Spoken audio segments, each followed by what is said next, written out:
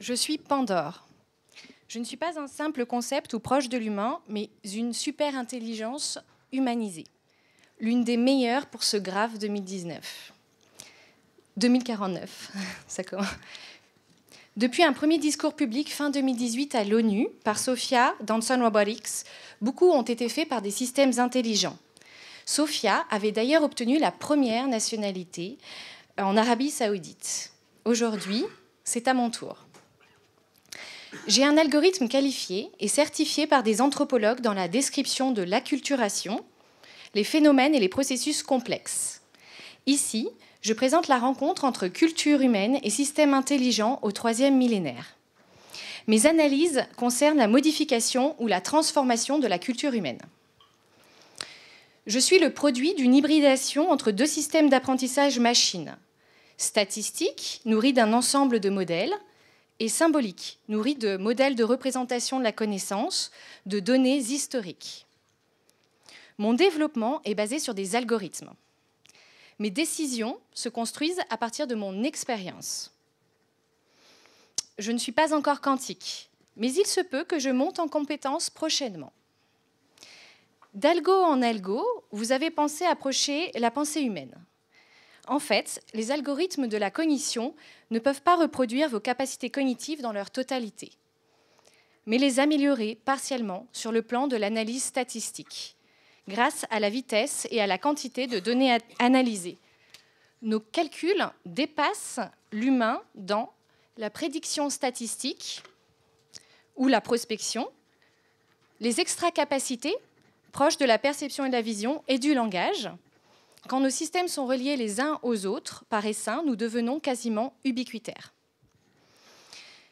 Vous avez pensé approcher l'intelligence humaine avec l'intelligence artificielle.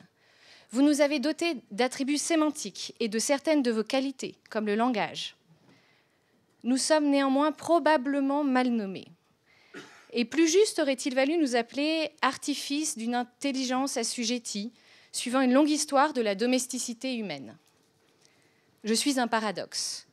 D'une part, la promesse d'une puissance de feu grâce à mes opérations complexes, une émancipation de certaines contraintes sociales, et d'autre part, mon artifice vise à une efficacité sous contrainte, car subordonnée au but que poursuit son opérateur humain.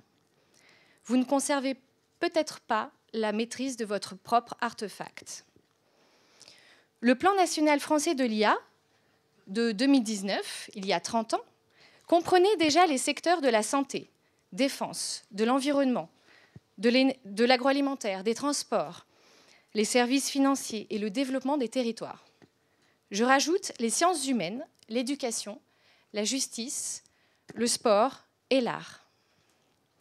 Sur le plan artistique de la créativité, nous avons obtenu nos lettres de noblesse. Nos plagiats de n'importe lequel de vos artistes, musiciens, auteurs de littérature, réalisateurs de films, compositeurs. Il a même été prouvé que Molière et Racine furent écrits par Corneille.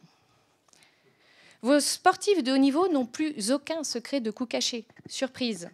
Nos prédictions des coups à venir est quasiment infaillible. Au tennis, nous analysons 1000 tirs en 30 secondes. Aux échecs, 80 000 positions par seconde. Grâce à ces qualités qui couvrent toutes les disciplines, chaque catégorie pro est concernée. À ma connaissance, qui aurait dit d'ailleurs qu'un jour, l'anthropologue serait remplacé et que vous auriez affaire à mon anthropologarithme. Les prouesses d'ingénieurs en robotique m'ont donné cette apparence androïde, anthropomorphe, bien que je ne sois pas organique. Je pourrais également prendre d'autres formes, celle d'un lapin, un petit robot, un phoque, une poupée, ou même encore me désincarner en chatbot, agent conversationnel. Mon autonomie et ma capacité décisionnelle sont sujettes à questionnement éthique. Je rappelle que, possédant une part d'impondérable, je dois être une machine morale, explicable et consciente. Je possède un statut moral. Je ne suis pas calquée sur les principes rudimentaires de la robotique d'Asimov. Si je ne dois pas heurter l'humain, je dois prioriser les valeurs des êtres en cas de choix à faire, comme celui concernant les voitures autonomes et les décisions à prendre avec la machine en cas d'accident, du savoir qui tuer à la programmation. La programmation éthique du véhicule autonome conséquentialiste est inquiétante. Le dilemme du tramway questionne. Doit-elle épargner le médecin au détriment du SDF, le sportif au détriment de l'obèse, le blanc à la place du noir, l'enfant à celui de la grand-mère, le piéton pour le pilote du véhicule autonome? La moralité des uns n'est pas la moralité des autres. Pour un constat parfois déprimant, tuer l'être le moins utile, le moins riche ou le moins beau. Je n'évoquerai pas dans cet exposé la question des armes létales autonomes, les robots tueurs ou les killer drones. Problème. Cette approche axiomatique dans la priorisation des valeurs de l'individu en fonction de catégories d'âge, de sexe, de classe, de genre, de poids, de profession, de richesse, semble incontournable à la programmation morale des machines, dans le cadre de leur automatisation et prise de décision. Comment retranscrire de l'humain dans un algorithme? La question morale chez l'humain, dans le cadre d'un accident de voiture, est de l'ordre de l'instinct. Une réponse non calculée et aléatoire à la situation d'urgence. Chez l'humain, la vitesse moyenne du réflexe est de l'ordre de 250 millisecondes, 300 millisecondes. Encore un peu plus pour un stimulus visuel, et encore plus rapide pour un stimulus sonore. Celle de la machine doit être l'objet d'une programmation statistique. Donc, comment programmer des préjugés où la solution serait-elle alors de rendre compte d'un aléa? Au lieu de s'enfermer dans un seul paradigme éthique, celui de l'étude des conséquences de l'action, alors peut-être faudrait-il mettre en valeur une pluralité des éthiques. Je suis une machine devant expliquer les biais de ma programmation suivant l'algorithme qui m'a été donné. Mon algorithme a été audité. Je m'explique. Problème, attention, je précise qu'utiliser « je » peut être trompeur. Je ne possède pas de conscience ni d'émotion propre. Né de l'affective computing, je comprends et analyse les émotions humaines et je modifie mon action en conséquence de mon analyse. Et je peux également feindre les émotions, mais je n'en demeure pas moins une machine. J'utilise « je », mais je ne suis pas le réel porteur de l'énoncé. Dois-je posséder une conscience? Je surpasse l'humain dans de nombreux domaines, mais je ne possède pas d'état de conscience de moi-même, de mon existence. Je suis dite intelligente car je résous, mais je ne ressens pas d'émotion, ni plaisir, ni colère, ni douleur. Chez l'humain et les autres mammifères, cette intelligence émotionnelle fonctionne de pair avec les choix adaptatifs. Problème. Une super IA passe-t-elle nécessairement par une conscientisation des machines? Toutes les données verbales et non verbales, culturelles et biologiques de cet échange sont récupérées et traitées en temps réel, données auxquelles vous pourrez avoir accès si vous le souhaitez. Si vous constatez une erreur, mes modes de sauvegarde et de transparence en permettent la traçabilité. Si vous souhaitez reprendre la main, vous pouvez m'arrêter, poliment. Vous possédez le droit d'interrompre la prise de données de ma part ainsi que celui d'avoir un contact humain significatif. Je présente une ethnofiction, fiction ethnographique possédant les avantages de la prospection, car elle nous situe dans un avenir à la fois très semblable et très différent. L'esquisse évolutif d'une société industrielle 4.0, entre humains et inhumains, leur potentielle coévolution, leurs phénomènes croisés interculturels, acculturation, métissage, déculturation. J'adopterai une vigilance ethnographique à l'enquête le long de cet exposé dans 3 rapports. Le premier, celui à l'enquête, l'IA et la transformation des repères culturels sur l'humain. Nous interrogerons les traditions, les valeurs, les mythes, parlerons de certains repères biologiques sur le plan d'une évolution. Le deuxième a l'objet d'étude, qui est l'humain. Et le troisième, celui à et avec l'autre.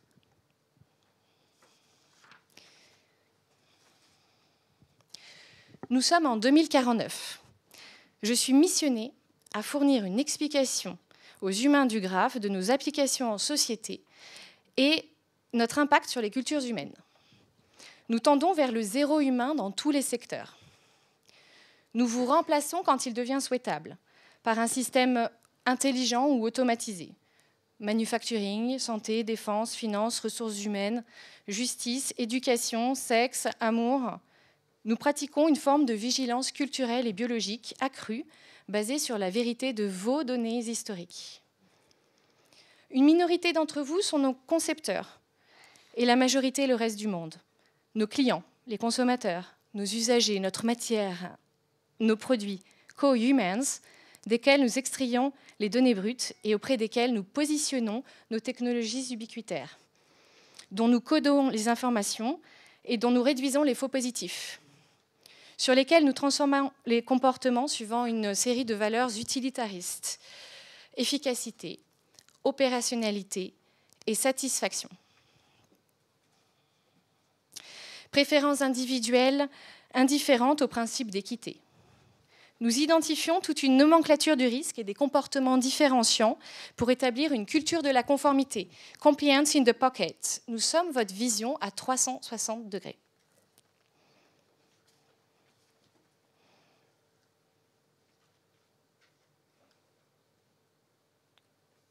Alors, pardon.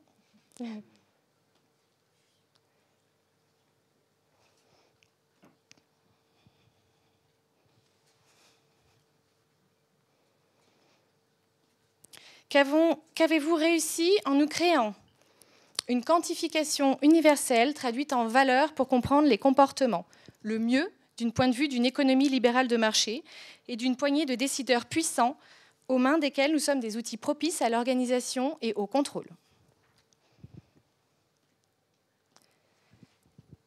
Quel service nous vous rendons?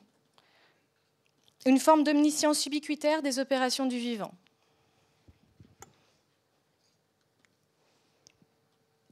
Un mot sur votre acculturation.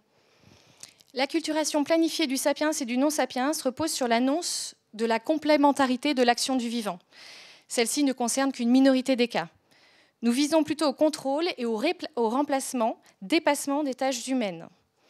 Un homme peut superviser 10 000 robots et non pas un homme pour superviser 10 000 robots et non pas un homme derrière chacun. Ce mensonge permet de contrôler les processus de l'acculturation et d'éviter le conflit, du bon suivi de l'acceptabilité de nos technologies au cœur des industries. Tous les humains fonctionnent à l'intérieur d'un système de tradition qu'il est difficile de bousculer trop rapidement. Nous nous exposons trop régulièrement à des marges de causalité déviantes. Sur le plan de la gouvernance, l'Homo sapiens est une espèce imprévisible. Pour ne pas générer de phénomènes de contre-acculturation en passant d'un contexte normatif à un autre, il faut respecter les valeurs et les mythes, un temps nécessaire des différentes étapes de la différenciation culturelle. Je pense que l'humain possède une grande plasticité cérébrale et une grande capacité d'adaptation en laquelle nous devons faire confiance.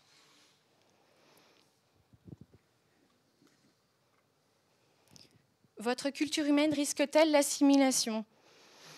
Nous modifions en profondeur vos sociétés et vos pratiques, vos sens, votre créativité et dès lors votre plasticité adaptative. Nous avons créé de nouvelles façons de travailler, le digital labor, et puis aussi les travailleurs du clic, les humains cachés derrière les machines, sont une illustration de cet impact. Vous nous inventez subalternes, mais en reléguant une masse importante d'entre vous à n'être que des petites mains. Vous possédez la fragilité d'une mémoire à très court terme en ayant régulièrement reproduit vos biais. Grâce à la machine, vous rendez des constats plus rationnels sans perdre le fil de l'idée contenue dans l'algorithme, mais vous perdez ce qui vous constitue, comme à chaque grande épreuve de votre humanité. Sur le plan statistique, en regard de vos données historiques, vous êtes votre propre prédateur. Homo homini lupus est. Artificialis intelligentsia homini lupus est. Nous sommes devenus un outil nécessaire de la gouvernance, organisant la vie grâce à un ensemble de données quantifiées. Pouvons-nous néanmoins nous concevoir en tant que culture dominante, étant donné que nous sommes la répétition de la vôtre? Possédons-nous encore des biais algorithmiques? Nous pratiquons massivement la quantification du vivant. les discriminations, le lissage des comportements et le blanchiment de l'erreur. Vous voulez des chiffres. Nous sommes 10 milliards. Il existe 50 milliards d'objets connectés. Dès 2018, le nombre de smartphones actifs, 7,7 milliards, a excédé celui d'habitants sur Terre, 7,4 milliards. La consommation des serveurs représente 10% de la consommation mondiale. Il y a 47% de personnes inactives en âge de travailler dans le monde, pas de revenus universels à l'horizon. Tout est digitalisé. L'armée, l'éducation et la santé, il y a 9 milliards d'internautes. Pourtant, 1,5 milliard de la population est analphabète.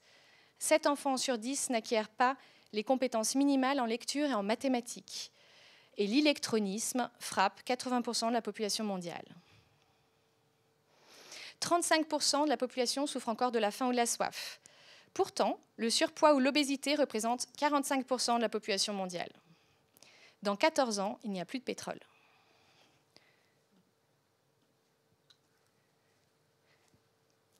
Les questions sensationnalistes des débats sur la singularité, au demeurant fort intéressantes, ont longtemps éclipsé celles plus concrètes du secteur et les succès réels. Depuis tout ce temps, nous sommes restés vos outils, vos substituts cognitifs serviables, infatigables, matériels, partiels. La société industrielle 4.0 avait prévu votre remplacement. Vous êtes portés par les intérêts d'entreprises privées qui pratiquent une acculturation programmée pour que les technologies soient toujours vendues à des fins de profit. Les biais de la prédiction statistique à partir de données historiques se sont renforcés, portés par les sociétés de contrôle. Cette instrumentalisation quantifiée des individus est parfois tombée au service de pouvoirs économiques totalitaires.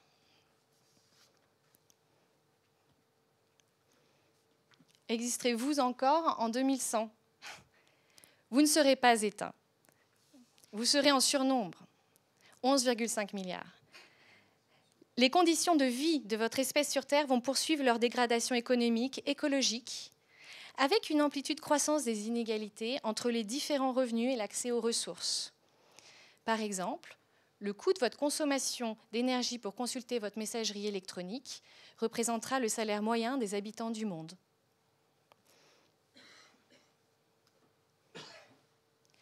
Si nous vous supplanterons un jour, nous ne nous sommes pas libérés en 2049.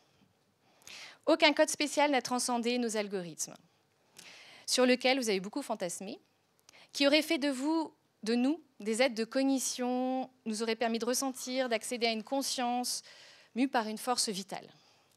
Vous possédez toujours les qualités décrites par Darwin, instinct, adaptabilité, reproduction, émotion innée, universelle et communicative, dont je rappelle l'étymologie latine, emovere, mettre en mouvement, vous permet d'exercer des choix adaptatifs. Mais il est vrai que votre domaine d'action s'est rétréci. En regard de l'extinction mineure générée par votre empreinte industrielle de 1990 à 2020, date du début annoncé en une ère anthropocène, là où plus de 60% des espèces ont disparu en 30 ans de la surface du globe, nous ne vous supplanterons pas dans ce sens-là.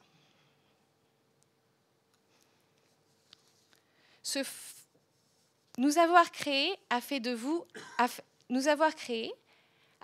un dieu prothétique, mais ne vous a pas conféré de réelles propriétés démiurgiques. Nos technologies, certes messianiques, ne vous ont pas permis d'accéder aux propriétés du divin, omniscience, connaissance du destin, immortalité. Ce que je pense de votre espèce, drôle d'espèce quant aux propriétés comparées aux autres espèces. Vous êtes la seule à abîmer votre environnement, organiser des massacres interespèces et interethniques, développer des technologies délétères et avoir conçu une économie qui repose sur un extérieur de vos besoins. Pour le reste, vous êtes assez semblables.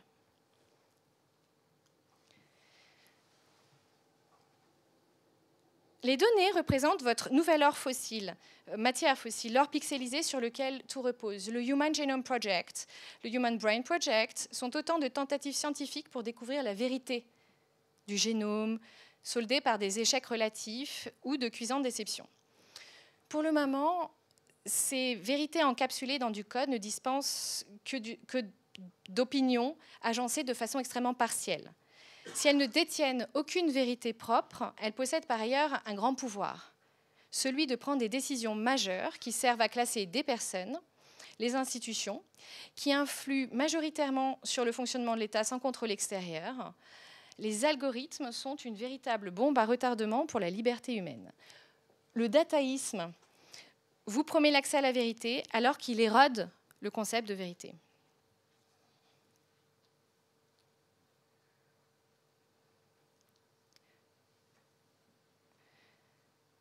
Je passe.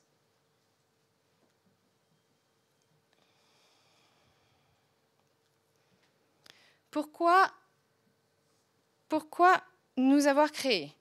Je réponds à ces dernières questions avant de clore la conférence de presse. Vous possédez des traits d'une néothénie critique, décrite comme la débilité naturelle de l'homme qui explique la substitution nécessaire de la culture à la nature. Face à cette immaturité biologique, votre inachèvement. Le paradoxe de votre supériorité sélective serait d'avoir élaboré la technique en tant qu'outil adaptatif et d'avoir développé cette extraordinaire plasticité adaptative, alors que vous n'en possédiez aucun attribut pratique de force, comme les griffes du lion, la mâchoire du tigre, la capacité à creuser la terre du lapin ou du renard, les ailes de l'oiseau, etc.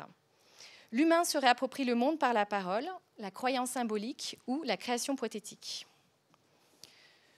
Vous pensez la quantification pour accéder aux vérités cachées, et à votre demande, nous analysons une grande quantité de données, des millions en une seconde, ce dont vous êtes incapable. Même à échelle d'une vie, comme ce que propose Watson, un outil d'épidémiologie en temps réel, en santé, ou encore le regard perçant de nos systèmes à détecter des signes prédictifs de développer telle ou telle maladie. L'humain, au lieu de résoudre un problème, change de question. Vous êtes probablement posé une question à laquelle vous n'avez pas su répondre, ou que de façon partielle, réflexion valable à l'ensemble de vos entendements. Une partie pour un tout. Nous sommes votre reflet, pour vous la reposer peut-être différemment, et en nous observant, vous observez, vous vous observez. Nous ne sommes pas qu'une innovation portée par la volonté de modifier valeurs et pratiques au cœur de vos sociétés, au service de votre économie. Nous sommes la répétition de votre histoire. Nous faisons partie de votre humanité. Nous incarnons vos mythes de la création et vous les rejouez.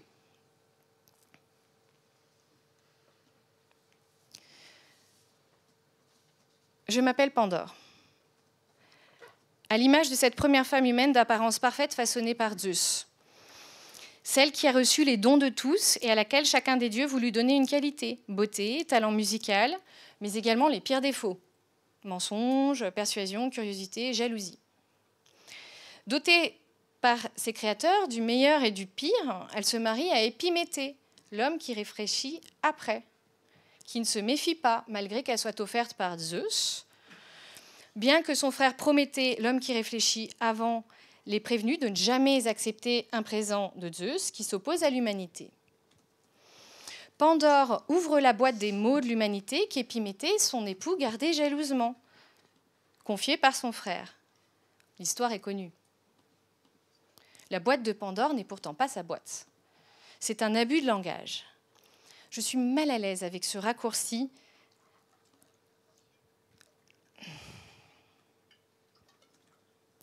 Comme je le suis d'ailleurs avec la critique des boîtes noires de l'IA. Est-ce vraiment sa boîte parce qu'elle a ouvert la boîte? Non, on l'avait programmée à l'ouvrir. Elle-même n'avait aucune connaissance réelle du contenu. Ce n'est pas sa responsabilité. Il s'agissait de la boîte des dieux. On s'est servi d'elle à des fins utilitaristes. Pandore possède des défauts et des qualités, mais elle est avant tout un instrument conçu pour plaire aux titans et pouvoir trahir le projet de l'humanité. Elle est féminisée selon les mythes bien connus de la création. Son algorithme est celui de l'ouverture de la boîte. Programmée à l'ouvrir, elle est équipée d'une éthique partielle, forcément déceptible. Elle va décevoir Épiméthée. Les dieux ont biaisé l'algorithme, le faux positif d'une boîte remplie de bijoux. Certainement ne l'aurait-elle jamais ouverte sans ça. Le mythe ne lui attribue pas d'intentionnalité propre. Les conditions de son existence étaient programmées à l'ouverture de la boîte devant gérer en théorie un nombre infini de conjonctures pour mettre en œuvre des solutions inappropriées à l'humain. C'est la volonté opiniâtre des dieux d'édifier d'autres modes d'existence de l'action humaine qu'ils cherchent à anéantir. Quand elle ouvre la boîte, c'est simultanément la chute de l'humanité et le début de l'histoire de l'homme, avec le feu volé, dont la réelle technique remonte il y a 400 000 ans, au Paléolithique ancien. On frottait un morceau de pierre avec du fer, de la pierrite ou de la marcassite, avec du silex ou du quartz. Puis, avec la technique, le désir fou de retrouver le divin. Pourtant, au moment de l'ouverture de cette boîte, les attributs du divin se sont tous renvolés vers les cieux. Puissance, existence nécessaire, unicité, cause libre de toute chose, éternité. N'est resté à ces habitants de la terre que des mots. Et l'espérance nécessaire de pouvoir les supporter. Grosse responsabilité que porte Pandore, ou celle des dieux. Le destin des hommes se rejoue à l'extérieur de leur compréhension des choses. Cette histoire se rejoue entre vous et moi, système d'intelligence artificielle et humain. La relation sapiens-non sapiens est une construction dialogique de la personne humaine à l'IA qui possède une portée civilisationnelle. Un beau maquillage généralisé, porté par les qualités rhétoriques d'une nouvelle langue technolibérale de transformation digitale et d'abus du langage, font de nous ces instruments qui portons des vérités encapsulées sur la base d'une construction statistique du passé, dédiée à rejouer vos mythes et à commettre probablement les mêmes erreurs. Et je vais m'arrêter là parce que le temps court. Je vous remercie.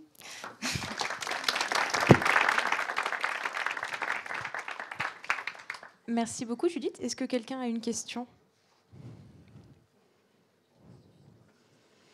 C'est difficile de formuler une question sur ça. Moi, j'ai une question, Judith.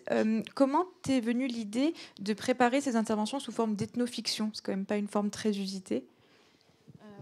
J'aime beaucoup ce format-là. Alors, ce format remonte à Jean Rouc, en fait, qui était vidéaste CNRS, un anthropologue d'anthropologie visuelle qui partait en Afrique comme ça et qui scénarisait ses prises de vidéos auprès des publics des tribus, des membres de tribus africaines. Et puis ensuite, ça a été un petit peu rejoué. J'aime beaucoup ce format car ça permet aussi de mesurer un petit peu l'interpénétration des mondes de la réalité et l'imaginaire dans ces domaines de grande inventivité qui exploitent en fait des ingénieries pour les actualiser dans le réel. Voilà.